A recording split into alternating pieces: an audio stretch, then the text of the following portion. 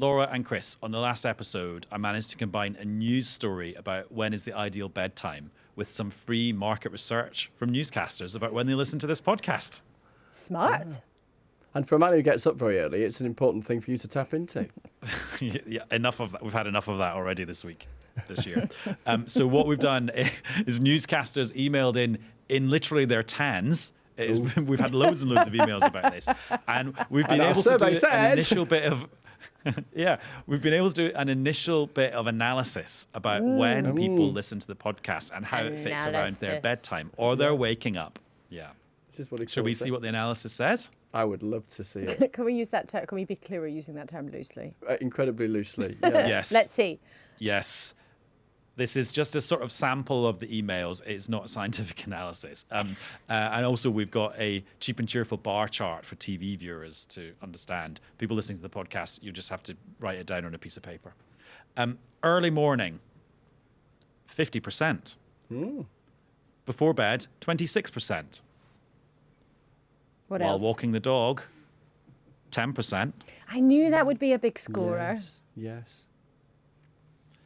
Others, including sleepless nights, commuting, exercising, and getting a COVID test, 14%. Gosh, the poor nurse or whoever else is doing your COVID test, and you Having don't to even listen take to your Adam. headphones out. Well, yeah. Or it's on a speaker. It's even worse, having Adam blathering on. And also either gagging or your eyes watering as a result of listening to us. Which may happen even for those not getting a COVID test. And, Laura, it's not just a quantitative, I can't even say it, exercise, this analysis commissioned by Professor Fleming. We've also had some emails from newscasters. Jessica says about 10:10. That's her time of choosing. It's probably just when you're finishing on the news most nights. Just after the end of the lead sequence on the 10 o'clock news. Exactly. Excellent. Good I approve. timing, Jessica. And that's when she goes to bed. The trouble is I go to sleep almost at once. That's the effect you have, Adam. So I have to start again when I wake during the night. Sometimes it takes all night to hear the whole thing. And this is a cracker from Liz in Wiltshire, Go on, who Liz. says, I'm head gardener on a private estate. And when I'm out in the garden, I plug into Newscast to catch up with the important issues of the day. Although, I have to admit that the local lions and tigers roaring and...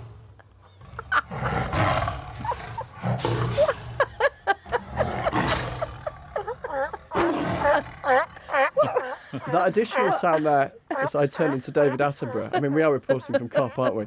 Are sea lions as well, which also a feature. This is quite a private estate you work on, Liz. What kind of estate does she work on? So they do sometimes win out over Newscast some days. So occasionally you are beaten, Adam, or we collectively are beaten by the biggest beasts of the jungle and the safari. Somewhere in Wiltshire. You mind where you go in Wiltshire. You never know what's around the next corner. Newscast from the BBC.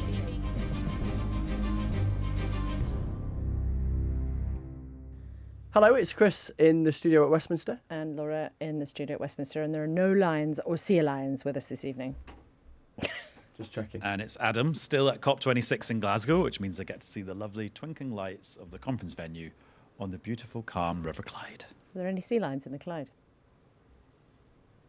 No, but I did see a Police Scotland jet ski, or at least hear a Police Scotland jet ski. Oh, yeah, I saw some of them last week. They were quite cool. Anyway, other people have been in other parts of these different climes away from the Clyde, haven't they, Chris? They have, yeah.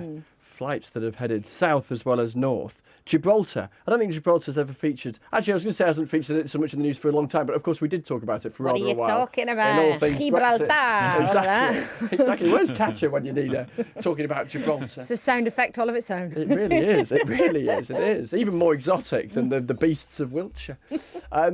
So, yeah, we've been talking about Gibraltar, haven't we, at Westminster today? And this whole business of this jaunt that 15 MPs went on out to Gibraltar to see how the armed forces work. Fairly standard thing, isn't it, for MPs to do these kind of things, to work out how different sectors work. And, well, it seems it got a bit lively with a trio of them. And, Laura, you've been reporting that there was a couple of military chaperones on this plane. That's right. So there's a scheme called the Armed Forces Parliamentary Scheme. It's been running for years, and a dozen or so MPs every year take part in different bits, and they go off and watch things happening. And this group were accompanied by these two military chaperones on the plane. And on arrival in Gibraltar, the military chaperones were so worried about the behaviour and the drinking of 3 of the MPs on board that they let their bosses know back in London. We've talked to witnesses who were there, who have told us that there was a lot of drinking. One witness told me that they were extremely drunk. And there was a whole sort of kerfuffle at the airport in Gibraltar upon arrival. And this doesn't seem like, from this account of events, that it was people having a couple of beers on a flight. This seems like something that was much more serious than that. But it has prompted, some pretty angry denials on the other side. It has. So to the 3 MPs, we've got Charlotte Nichols, who's a Labour MP, who had been drinking, wasn't in Gibraltar for very long. She's got some mental health concerns. She's got post-traumatic stress disorder. She had a mental health episode, as it's been described to me, not long after she got there and came back. And that's that. And there's been no official response from Labour. But then the 2 SNP MPs, Drew Hendry and David Linden, there's a bit of a to-do now, isn't there? Because they went on Twitter straight away and said, look, this is all politics. Didn't say they hadn't been drinking. No, but they did. But did say that they did deny being drunk, which was the central allegation. That's right. And they have stayed on the trip. And I think we can have a look at the picture of the Armed Forces Parliamentary Group out there on their trip to Gibraltar. They get to put on a bit. They get to put on combat fatigues, don't they? Which I knew about these things, but I didn't realise they got to kind of dress up, because I don't say that in a dismissive sense, but they're not members of the armed forces. It just seemed a bit weird. Yeah, it's a slightly unusual thing. It's but it's a serious scheme. And actually, from talking to people about this trip, there was a real sense, actually, among others, of real outrage, because it is a serious thing. This was an important trip on the time around Armistice Day. So for this kind of palaver to go on has really got some people's necks up. But as you say, surprise, surprise, it's turned into a bit of a political row. And even the First Minister, Nicola Sturgeon, today went on the record denying that her MPs had got up to no good. They have made clear the allegations that have been made against them are utterly false. I think a pretty disgraceful attempt by Conservatives to divert attention from other things over the past couple of days. I know David and Drew extremely well, and I have confidence in them and in the account that they have given. So the First Minister is insistent that her colleagues weren't in this state at all. But the Ministry of Defence and Ben Wallace, the Defence Secretary, must be very confident of the facts of this story, because he hasn't just written to the SNP and to Labour. He's written letters to all sorts of people in the kind of political system about this. That's right. He's written to the Commons Speaker, Sir Lindsay Hoyle. He's also written to James Gray, who's the MP who runs this Armed Forces parliamentary scheme. And as I understand it, Ben Wallace isn't asking for any kind of sanction, but the MOD, I think, is sort of deadly serious about this. They're trying to make it clear to the party leaders that this kind of behaviour, as alleged, is completely unacceptable. And what's striking is that, yes, that the context of this story is one where lots of parties are perhaps scratching around, seeing what other parties might have done after a week of headlines that are focused on the Conservatives. But crucially, 2, and they're not the only 2, but 2 of the witnesses here were not party political. They were civil servants or representatives of the Ministry of Defence. We're now getting to a bit of an arms race between all the parties, just trying to find examples left, right and centre of people not behaving themselves super well, but perhaps not doing stuff that's the end of the world. Well, there was some, chatter at Westminster this morning about whether or not MPs actually really wanted to open up a Pandora's box about MPs' behaviour on foreign trips. Because from time to time you do hear quite sort of hair-raising stories about some of the things that people have got up to, thinking that they might be on a sort of 18 to 30 trip rather than off on some professional fact-finding mission. 60 to 70. But yeah, exactly. For some. But I did hear somebody who was familiar with some of these trips and talked about how sometimes MPs were just a bit high and mighty, that they hadn't always been as polite as they always should be. But I was also told today that one particular MP had gone on some trips around the world and always insisted that the itinerary included a visit to the local zoo, which I just thought was a really strange thing. Anyway, if you're listening to Newscast, you probably know who you are. But anyway, Adam, as you say, look, this is... That's for you, Liz. It's been kind of MPs behaving badly week in a way. But the issues around claims of corruption, second jobs, people breaking, really strict standard rules, of course, that's something really serious. And we ended up, with the sight of the Prime Minister standing on stage yesterday telling the world, saying, oh, look, I genuinely believe the UK isn't corrupt. And, people in COP can't possibly have conceived of hearing that when all those months ago they were thinking, what kind of image and what kind of look do we want to give to the rest of the world? And whatever anyone's view on what has happened in the last week or so in terms of the revelation, a British Prime Minister volunteering that sentence out loud is extraordinary, really, because that word, corrupt, is a colossal one. It is. And I know it was thrown around by Sir Keir Starmer, the Labour leader, over the last week, so there was something there for the Prime Minister, if you like, to respond to. But it's just such a massive word. It really is. And there's always a danger in politics, isn't there? If you reuse your critic's accusation, you actually give some fuel to it rather than just, cracking on. But there's no question, Boris Johnson has been privately slated by a lot of his MPs for his handling of all of this. And there's been some public criticism as well. Also, I thought, Chris, your use of the word volunteer there to describe what the Prime Minister did with that sentence is actually a really accurate reflection of what it was like in that press conference yesterday, which he did here in Glasgow. He was asked about something along these lines, but he wasn't asked, do you think Britain is a corrupt country or not? He started answering a much more generic question about the situation. And then you could see a light bulb went on in his head, and there was something that he wanted to say, but he hadn't said yet. So he then came out with this line. And so everyone sort of stopped typing their notes on their laptops and looked up to hear him say that. But what I think is really interesting is that he hasn't come close to apologising for the government's handling about this, leading back to the Owen Paterson thing and that botched vote in the Commons. But if you listen to the Chancellor, Rishi Sunak, who was doing interviews this morning about the latest GDP figures, but it was inevitably asked about this, he sounded not necessarily apologetic, but a lot more contrite than Boris Johnson ever has. I'm not familiar with the specific details of that case. It wouldn't be right for me to comment on individuals. Reflecting on all of these things over recent days, what I can say is that for us as a government, we need to do better than we did last week, and we know that. That a reference, I think, specifically to Sir Geoffrey Cox and his whereabouts over, a good chunk of the last few months. Still no sign of him. His Commons office was all locked up and the lights off when I went and had a peek yesterday. You always think of, back in the day, compiling CVs and that little bit about extracurricular activities where you'd say, I don't know, abseiling or netball. Yeah, exactly, orienteering. And it's fair to say that chunk of Sir Geoffrey's CV is rather extensive and well remunerated. Right, I'm not sitting here on my own because listening to all of that was the Shadow Business Secretary. And I have to say, a bit of a COP aficionado because he's been here the whole time and been very visible. He's a super nerd. It's Ed Miliband. Hello. I confess. I mean, not that I need to confess because people knew it anyway, but I am a super nerd. Yeah, you're loving. I've just seen you walking around like you're on cloud 9 the whole time you've been here. Cloud COP. Yeah. Yeah. They're an experience, aren't they? Yes. We'll talk about COP at length in a minute. Not too much length, just the right length. But this whole thing that we're calling standards this week, I mean, is this now affecting all parties? You would have been loving it a few days ago when it seemed to be like a Tory issue, but now it's actually the SNP and Labour being dragged into a sort of behavioural thing too. I think there's lots of different things going on. I don't know what happened on that flight, but people should behave themselves on flights. But I don't know exactly what happened. The fundamental issue here is, are MPs focused on working for the people who elect them, their constituents, and are we upholding proper standards of integrity?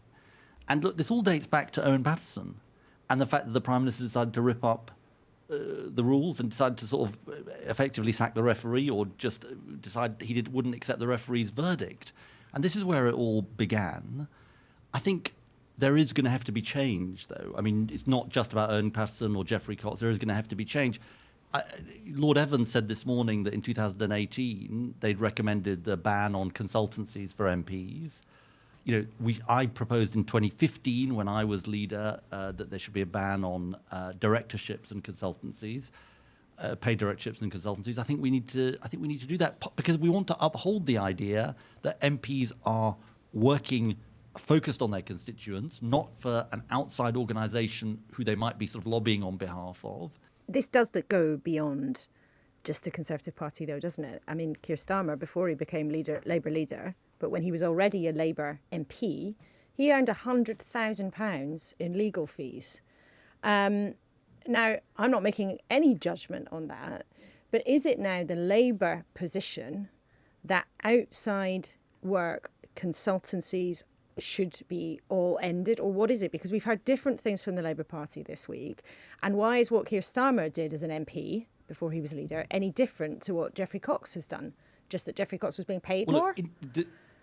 The history of this is that in 2015, I said that we should get rid of paid directorships and consultancies, as I've said. And in 2019, we stood on a manifesto that said basically an end to second jobs apart from a few exceptions. Now, I think we are going to have to move as a parliament to a stronger position, at least the position I set out in 2015, and I would probably venture to suggest a stronger position than that. And then we've got to work out what are the things that are exceptions. I think if people are an A&E doctor, I think people will think that's, an okay thing to do. I mean, the question about being a barrister, to come to your point about Keir, I don't think anyone was suggesting that the work he did over those, winding down some of the work he'd done before over that period, is like Geoffrey Cox earning £6 million, residing in the Caribbean, and I think it's 10,000 hours someone's calculated over the last 10 years. At least that's one estimate I've seen. 100 of the grand amount for of time winding he down, spent. Ed. I mean, that would just sound extraordinary to so many people. Well, hang on. He got paid because he'd been a barrister. He was coming into Parliament. He was doing some work as a barrister. But look, I know Keir was absolutely focused on the job he was doing as an MP, and then subsequently as Shadow Brexit Secretary. And then he's given up his licence to practice. Right, let's talk about COP. Before we dive into the latest draft of the cover decision, which is what all us nerds are excited about, and won't be able to sleep tonight because there's a new version of it coming in the morning. That's Cover not a joke, decision, that's is that the actually final true. thing? Is that like, or could it be? Will it Yeah, be the basically final that's the thing kind of like eventually? it's like the wraparound agreement that contains kind of the summary of all the stuff that's been decided as part of the COP process. It has lots of like complicated technical text below it. But Ed, do you bring any gossip from the Blue Zone where the talks are happening? Well, look, here's my gossip, which is that for 2 years, this is slightly trivial, for 2 years I've been saying to Alok Sharma that he should change his Twitter bio to No Drama Sharma. Right. And today he said, some people call me No Drama Sharma. So at least he's finally taken my advice on that score. But I think he needs to be actually High Drama Sharma. Okay. In the next couple of days. Smooth. That's my Your advice was tough all along. Not that smooth. not that smooth. But because we're not where we need to be in this summit. I mean, just to be super nerdy for a minute, we know what the task was, which is to halve global emissions by 2030. That is a reduction. You need a bar chart for this. That is a reduction of 28 billion tons in emissions, and we know what the authoritative UN estimate is, that we're at 4.8 billion tons. So we're less than a fifth of the way of where we need to be. Now, so what does this mean for what we need in these final hours of COP26?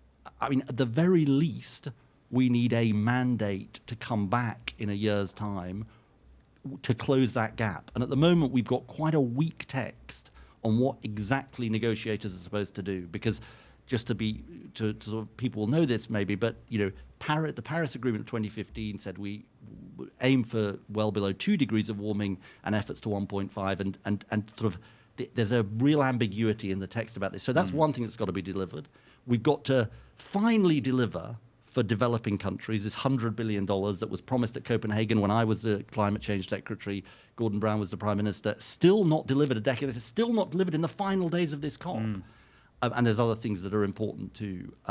So I fear, I don't want to be the sort of glue merchant here, we're not where we need to be. I just don't get, though, how if we had a Labour government and this COP was being held under a Labour government and you were the COP secretary, or maybe even you'd be the COP president, it'd be No Drama Miliband. Doesn't quite have the same ring, but yeah. We'd come up with a different one, obviously, in this parallel universe. But how would you have got China to reduce its emissions by more and also come up with an even more ambitious pledge next year, and also got America to stump up tens of millions more dollars? So you're completely right about this, but here's what hasn't happened at this COP, is that 2 years ago it should have been realised, when nerds like me were talking about this massive gap in emissions, that what we needed to do was what was done in Paris, which is to have the alliance of developing and vulnerable countries on the one hand, and ambitious developed countries like ours on the other, to put pressure, to form a pincer movement, to put pressure on the big emitters like China and indeed the United States. Now, because this 100 billion hasn't been delivered, because we haven't succeeded in vaccinating the developing world, in fact, the vaccination rates are shamefully low and the developed world hasn't delivered, the argument, even at the end of this COP, is not mainly about this ambition question. It's mainly about this finance question. And I was talking to Laurence Toubiana, who is the architect of Paris, the Paris Agreement, earlier on today. And the genius of what happened in Paris was that there was this alliance, and we didn't build that alliance, and we didn't. I don't think early enough. I'm actually rather praising of Alok and the job that he's done, but I think us cutting overseas aid, it wasn't just the wrong thing to do morally. It undermined our ability to negotiate with countries and say, you've got to deliver on this climate finance question. And so, what do we need to do differently for COP27 in Sharm el-Sheikh? You've got to deliver here. So that's why delivering here does matter, not just morally. You've got to deliver here for developing countries on the 100 billion, on money for adaptation. And then you've got to form the strongest alliance you can to put pressure on all the big emitters. That is, it's really hard, this. I don't want to pretend it's easy or it's all the government's fault. Of course it isn't. But that's what you've got to do to move the dial in what is a fantastically difficult thing.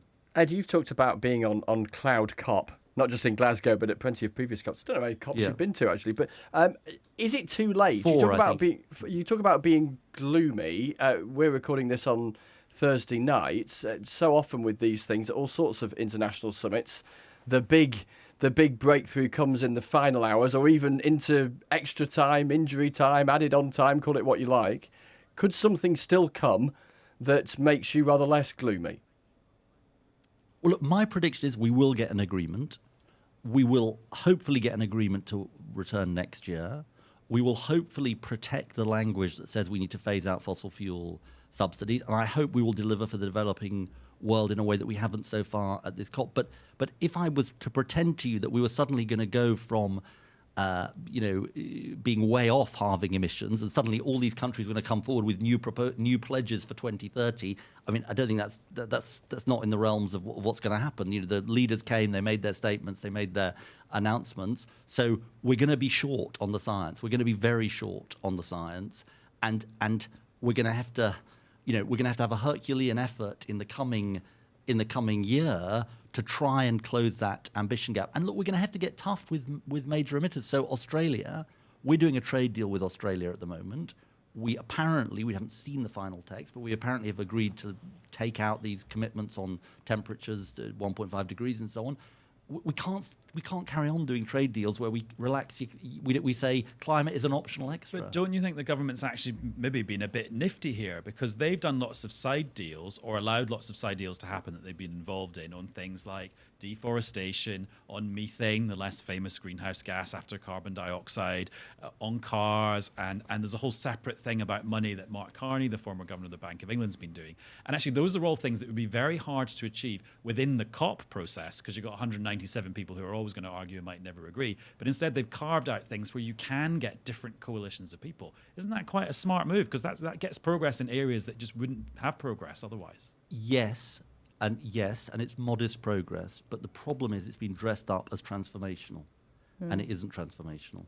And it has been massively overspun by the number 10 machine, I'm afraid. So the 190 countries on coal turned out to be 13 new countries that actually use coal, and 2 of them, Poland and South Korea, have said, hang on, we didn't sign up to this, or we signed up to something very different. Well, they're counting themselves as developing countries. Yeah, exactly. So I absolutely, Adam, don't sort of deny that those things have a role. But you see, I think in a way the government believed its own slogan of cash, cars, trees and coal, that would sort the emissions gap.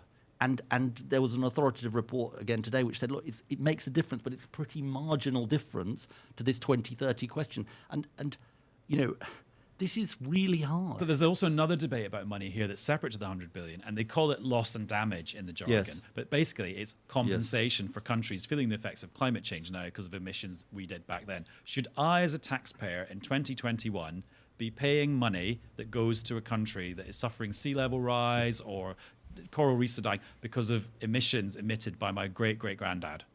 The developed world is going to have to... going to have to. We should pay that sort of loss and damage. Some people call reparations. Well, it's actually less about sort of reparations suggest it's about the past. I mean, this is about the fact that if you look at the impact of the climate crisis on countries, the worst effects are going to be felt in the most vulnerable countries. And so what's happened, you see, in these negotiations, you've got adaptation, that's adapting to climate, mitigation, which is reducing your emissions, but then you've got how are you going to cope with the effects. So talk to the Maldives, for example. I talked with former President Nasheed of the Maldives. He says that 30% of their budget is going on the effects of the climate crisis. Yeah, but okay, how do you judge how much each country is on the hook for then? Is it your total previous emissions throughout the whole of history? In which case, guess what? The UK's number 2, so we'll have to pay a huge bill. I think I don't have an easy answer. I don't know the answer to that question. But look, you know, the developed world is trying to help with this, with the 100 billion. We do have an aid budget, you know, which hopefully will be going back up to 0.7. So we are going to have to play our part in this because